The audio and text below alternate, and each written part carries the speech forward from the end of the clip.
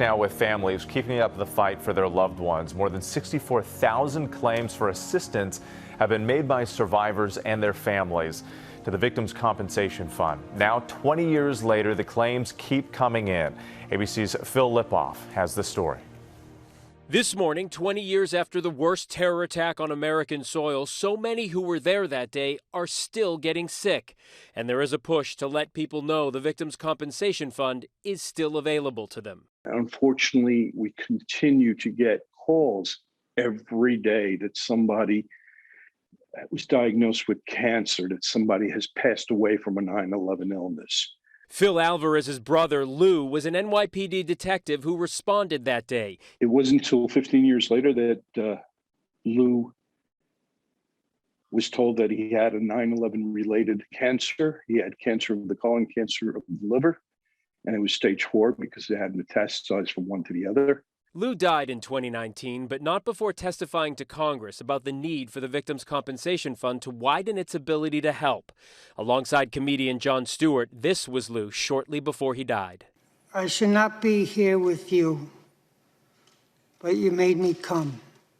I will not stand by and watch as my friends with cancer from 9/11, like me, are valued less than anyone else. The 9/11 Victims' Compensation Fund was set up just 11 days after the attack. Its original goal was to help victims and their families. In January of 2011, a new act was signed. It reopened the fund, extending eligibility criteria and extending the deadline to file a claim until October 2016. Now, rescue and recovery workers could begin to get medical help. But in 2018, word of potential funding insufficiencies. That's when Lou and Stewart went to Congress. Your indifference costs these men and women their most valuable commodity, time.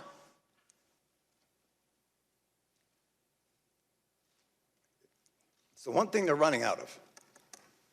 Finally, in July of 2019, the deadline to file a claim was extended until the year 2090. We realized there was a need for this sort of help and this sort of aid, if you will. Bridget Gormley's father, William, was an FDNY firefighter who died in 2017 from cancer his family believes was caused by 9/11. Today, his 3 children work tirelessly to make sure those like their dad are covered by the fund. I never realized that, the years following that people would still be passing away and more people than were lost now than that day. As it stands today, the Victim Compensation Fund has received claims from every state in the nation, Puerto Rico, U.S. Virgin Islands, and 31 foreign countries, with no doubt more to come as this nation continues to keep its promise to never forget. Eva? Phil Lipoff there for us in Brooklyn this morning. Well, hey there, GMA fans. Robin Roberts here. Thanks for checking out our YouTube channel. Lots of great stuff here. So go on, click the subscribe button right over here to get more of awesome videos and content from GMA every day, anytime. We thank you for watching, and we'll see you in the morning on GMA.